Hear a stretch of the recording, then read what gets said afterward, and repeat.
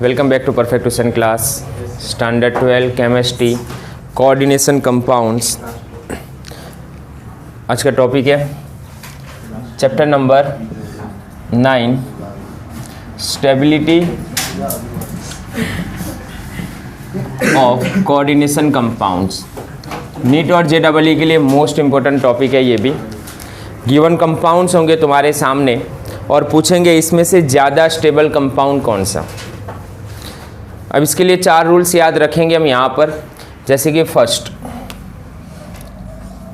Charge, focus करना है यहाँ पर। एज एग्जांपल ले लो, जैसे कि ये कंपाउंड गिवन है FeCN6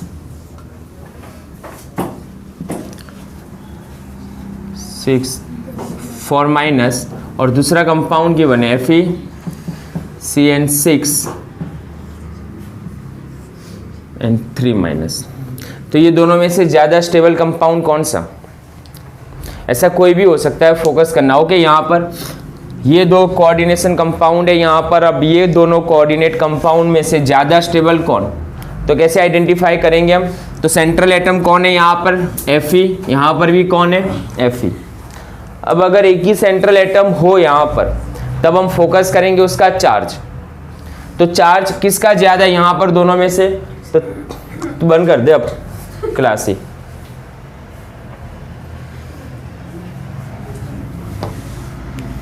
चार्ज यहाँ पर कितना है Fe पर? तो ऑक्सीडेशन स्टेट निकाल कर देख लो तो कितना होगा यहाँ पर? +2। जबकि यहाँ पर ऑक्सीडेशन स्टेट कितना है? +3। तो डायरेक्ट एक वर्ड याद रखना, charge directly proportional to stability of coordination compound. तो दोनों में से ज़्यादा स्टेबल कौन? जिस पर चार्ज ज़्यादा होगा। तो सिंपल सा रूल्स है, फर्स्ट जिस पर चार्ज ज़्यादा वो ज़्यादा स्टेबल। चलो second number, size inversely stability. Radius की बात कर रहे हैं हम। सेंट्रल एटम, उसकी रेडियस कितनी है? जैसे कि एग्जांपल दिए, मान लो एज एग्जांपल ये कंपाउंड गिवन है तुम्हारे सामने, FeN लिगेंड लिख रहा हूं मैं। दूसरा कोबाल्ट और उसके साथ लिगेंड है कोई भी, निकल N उसके साथ लिगेंड है, एंड कॉपर और उसके साथ लिगेंड है। अगर ऐसे कोई 4 कोऑर्डिनेट कंपाउंड गिवन है तुम्हारे सामने, 4 अलग अलग, और पूछे तुम्हें यहाँ से कौन ज़्यादा स्टेबल, तो यहाँ पर फोकस क्या करेंगे हम? रेडियस पर फोकस करेंगे। जिसकी साइज कम होगी वो ज़्यादा स्टेबल होगा, जिसकी साइज कम उसकी स्टेबिलिटी ज़्यादा। तो चलो यहाँ पर कौन ज़्यादा, किसकी रेडियस कम होती है यहाँ पर? Fe, कोबाल्ट, निकल या कॉपर। तो अगर तुम्हें रेडियस के बारे में क्लियर हो, ट्रांजिशन सीरीज 3D सीरीज की बात कर रहा हूँ मैं लास्ट में, तो क्या होता है सीरीज याद रखना यहाँ पर आयन, कोबाल्ट, निकल, यहाँ तक तो लेफ्ट टू राइट क्या हो रहा है? अगर हम पीरियड में जाते हैं तो लेफ्ट टू राइट क्या होता है? रेडियस कम होती है। क्लियर है? पीरियड में लेफ्ट टू राइट जाते जाते क्या होती है? रेडियस कम होगी। पर उसके बाद जो आ रहा है कौन? कॉपर एंड जिंक जो आ रहे हैं, इनकी साइज क्या होती है? वापस इंक्रीज होती है। That's called the DD transition. इसी को बोलते हैं 3D ट्रांजिशन बोलते हैं इसे। इफेक्टिव न्यूक्लियर चार्ज, फोकस करना है यहाँ पर। इफेक्टिव न्यूक्लियर चार्ज और शिल्डिंग इफेक्ट यहाँ पर चेंज हो जाती है। तो अगर तुमने 11 साइंस में सही से पढ़ा है इसके बारे में तो क्लियर हो जाएगा। ओके, तो क्या हो रहा है? लेफ्ट टू राइट, पीरियड में लेफ्ट टू राइट रेडियस कम होती है। यस, राइट है ये तो। पर 3D सीरीज की जब हम बात कर रहे हैं तो आयन, कोबाल्ट, निकल तक साइज तो क्या हो रही है? कम हो रही है। लेकिन उसके बाद जब हम बात करेंगे ना कॉपर एंड जिंक, तो उसकी एटॉमिक रेडियस बढ़ जाती है वापस। यहाँ पर इफेक्टिव न्यूक्लियर चार्ज कम हो जाता है शिल्डिंग इफेक्ट की कंपेयर में। यहाँ पर क्या इफेक्टिव न्यूक्लियर चार्ज ज़्यादा होता है, डोमिनेंट होता है। यहाँ पर इफेक्टिव न्यूक्लियर चार्ज इतना ज़्यादा डोमिनेंट नहीं होता, इसलिए इसकी रेडियस क्या हो गई? बढ़ गई। तो यहाँ पर सबसे छोटा एटॉमिक रेडियस या आयोनिक रेडियस सबसे कम किसकी होगी? निकल की। तो सबसे ज़्यादा स्टेबल कौन सा कंपाउंड होगा यहाँ पर, ये वाला। तो ये कोऑर्डिनेशन कंपाउंड क्या होगा, मोस्ट स्टेबल। फोकस करना वापिस हो गया, इसी से रिलेटेड क्वेश्चन पूछते हैं तो फोकस क्या करोगे, अगर अलग अलग सेंट्रल एटम गिवन है तो उस वक्त हमें क्या देखनी है, उसकी रेडियस देखनी है। जिसकी रेडियस कम, जिसकी साइज कम, उसकी स्टेबिलिटी ज़्यादा। और स्टूडेंट ज़्यादातर गलती यहाँ पर करते हैं, Fe की साइज ज़्यादा, कोबाल्ट की साइज उससे कम, निकल की साइज उससे कम। लेकिन यहाँ पर एक एक्सेप्शन केस है वापस केमिस्ट्री का, ये कॉपर एंड जिंक की साइज क्या हो जाती है, बढ़ जाती है। हाँ, फर्स्ट आयोनाइजेशन, अब बोलोगे सर इसका ऑक्सीडेशन स्टेट अगर 1 है तो 0 है तो वही होगी, साइज में इतना ज़्यादा चेंज नहीं आ रहा। हाँ, लेकिन निकल एंड कॉपर की साइज अगर ये एटम के फॉर्म में है, ओके, न्यूट्रल है, अगर दोनों ऑक्सीडेशन स्टेट नहीं है, तब उनकी साइज ऑलमोस्ट सिमिलर है। लेकिन फर्स्ट एक्साइटेड स्टेट, मतलब मान लो इस Na+2 एंड Cu+2 जब हम लिखेंगे ना, तो Na+2 की साइज उससे कम है। तो जैसे जैसे ऑक्सीडेशन स्टेट बढ़ रहा है उसकी साइज और कम हो रही है। डायरेक्ट आंसर ये लिखोगे तब भी चलेगा, लेकिन इनकी साइज क्या होती है स्टार्टिंग में, तो ऑलमोस्ट इक्वल जैसी होती है, निकल एंड कॉपर। तो तुम उसकी रेडियस जो डेटा है ना वो भी देख सकते हो।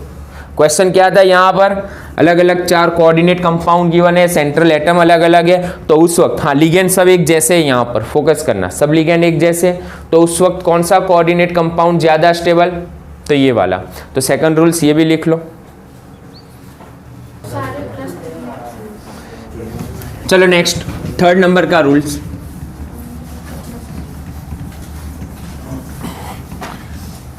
थर्ड रूल्स याद रखना, ये स्ट्रेंथ ऑफ लिगेंड।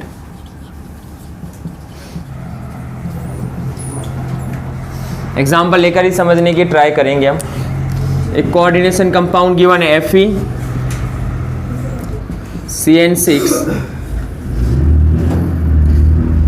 3- और दूसरा कॉम्प्लेक्स गिवन है Fe Cl6 3-। चलो यहां पर दोनों में से मोस्ट स्टेबल कंपाउंड कौन, अब फोकस करो यहां पर, Fe यहां पर भी, Fe यहां पर भी, चार्ज यहां पर भी +3, यहां पर भी +3। अब जब Fe +3 है तो उसका रेडियस भी क्या होगा, ये भी सिमिलर, इसका रेडियस भी सेम। तो अब तीसरा कौन सा फैक्टर हमें याद रखना है, स्ट्रेंथ ऑफ लिगेंड। तो दोनों में से कौन सा लिगेंड ज़्यादा स्ट्रेंथ वाला है, स्ट्रॉन्ग लिगेंड है, Cn- ज़्यादा स्ट्रेंथ होती है उसकी। तो डायरेक्ट याद रखेंगे, strength of ligand directly proportional to stability. तो कौन सा यहाँ पर मोस्ट स्टेबल होगा दोनों में से, जो स्ट्रॉन्ग लिगेंड जिसके साथ है वो ज़्यादा स्टेबल। तो आंसर क्या होगा, ये वाला। पॉइंट क्या था वापिस, 2 कॉम्प्लेक्स गिवन है यहाँ पर। अब यहाँ पर सेंट्रल एटम Fe, यहाँ पर भी सेंट्रल एटम Fe, दोनों पर चार्ज भी सेम। हाँ, चार्ज अगर एक का ज़्यादा होता तो उसकी स्टेबिलिटी ज़्यादा होती, लेकिन दोनों का चार्ज सेम। सेकंड नंबर, दोनों की रेडियस भी सेम। तो उस वक्त क्या देखेंगे हम, तो उस वक्त हमें फोकस किस पर करेंगे, हम लिगेंड पर फोकस करेंगे। अगर स्ट्रॉन्ग लिगेंड है दोनों में से, जो स्ट्रॉन्ग लिगेंड है उसकी स्टेबिलिटी ज़्यादा होगी। तो आंसर क्लियर है यहाँ पर। चलो fourth number, nature of chelate ligand, chelating ligand से रिलेटेड है यहाँ पर।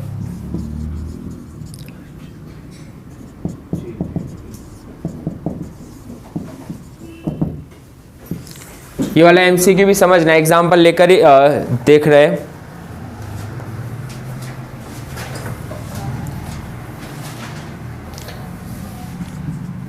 CrEn thrice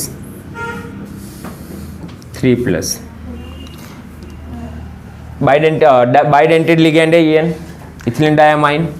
दूसरा कॉम्प्लेक्स गिवन है यहाँ पर 2 और यहाँ पर NH3 गिवन है ट्वाइस, और ऊपर चार्ज कितना है, 3+ का ही चार्ज है। एक और है CrEn NH3 फॉर 3+। तो ये 3 कॉम्प्लेक्स में से मोस्ट स्टेबल कंपाउंड कौन सा? तब याद रखना चिलेट लिगेंड जहाँ पर होंगे और जितनी ज़्यादा रिंग बनाते हैं ना वो उतना ज़्यादा स्टेबल होता है कंपेयर टू मोनोडेंटेड लिगेंड की कंपेयर में। अगर 6 मोनोडेंटेड लिगेंड है और चिलेट लिगेंड है और रिंग बना रहा है, वो साइकिल अगर बना रहा है, रिंग बना रहा है, तो वो कंपाउंड की स्टेबिलिटी क्या होगी? ज़्यादा होगी। फोकस करो यहाँ पर, बाइडेंटेड लिगेंड कितने? 3 है यहाँ पर, तो कितनी रिंग बनेगी? यहाँ पर 3 रिंग बनेगी। जैसे कि मेटल ऑक्टाहेड्रल कॉम्प्लेक्स है ये, तो रिंग कैसे बना रहा है? ये फॉर्म में रिंग बनाएगा। तो जितनी ज़्यादा रिंग होगी उतनी ज़्यादा स्टेबिलिटी। तो यहाँ पर किसकी सबसे ज़्यादा स्टेबिलिटी होगी? तो ये वाला, एंड देन ये। तो 4 रूल्स याद रखेंगे हम स्टेबिलिटी ऑफ कोऑर्डिनेशन कंपाउंड के लिए। सबसे पहला कौन सा था? Oxidation state. Higher oxidation state होगा तो स्टेबिलिटी ज़्यादा। सेकंड नंबर रेडियस, जिसकी रेडियस कम होगी उसकी स्टेबिलिटी ज़्यादा। थर्ड नंबर पर कौन था? Strength of ligand. अगर रेडियस भी सेम है, ऑक्सीडेशन स्टेट भी सेम है, तब देखेंगे हम लिगेंड अगर स्ट्रॉन्ग है तो वो कॉम्प्लेक्स क्या होगा? ज़्यादा स्टेबल होगा। And fourth number chelating ligand, जितने चिलेट लिगेंड ज़्यादा है, मतलब जितनी ज़्यादा रिंग बना रहा है वो उतनी उसकी स्टेबिलिटी ज़्यादा होगी। लिख लो ये।